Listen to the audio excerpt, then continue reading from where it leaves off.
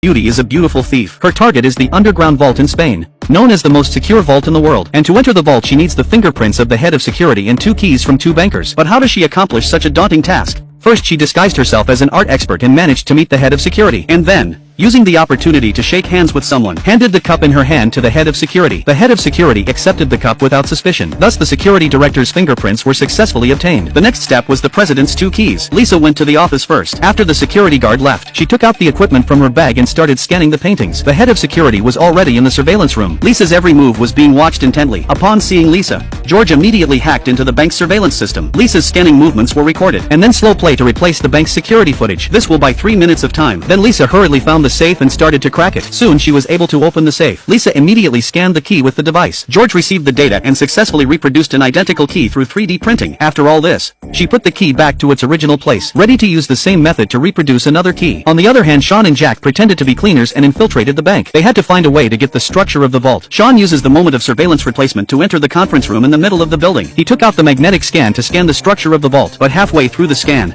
a group of people suddenly came in for a meeting. The employees sat down directly on both sides of the table. Sean under the table is very nervous, but at that moment, 2 papers just fell down. If someone bends down to pick them up, Sean will be found. He did not have time to think about directly increase the energy of the magnetometer to complete the scan, but this action triggered the alarm system. Instantly, all the sirens inside the bank sounded. The bank quickly entered the state of alert. Everyone was gathered in the first floor lobby. Lisa had just finished scanning the second key. She couldn't put the key back into the safe before the staff called her away. Lisa had to take the key and retreat first. Luckily, Sean was in the blind spot. Under John's direction, Lisa threw the key down the stairs. Sean caught the key securely. Then he quickly ran back upstairs and prepared to put the key back where it belonged. When they returned, they began to study the structure of the vault. However, the rest of the bank's structure was very clear, but there was one area that could not be identified. Everyone was very confused. Sean thought for a moment and then came to the conclusion. These blurred areas are water. They surrounded the vault with water. Whenever someone broke into the vault, the gates would open and release the water. But this vault was built over 70 years ago. There were no infrared or sensors in those days. How did they know there was a break-in? Sean quickly ran his genius brain. He soon found the answer. It turns out that there is a huge balance scale under the vault. As soon as the weight changed, the mechanism inside the vault would be triggered. No one could escape by going in. The principle was solved. But how to solve it? After 3 days and nights of research, he finally found a way. He took out a balance and put a glass of water on it. At this point,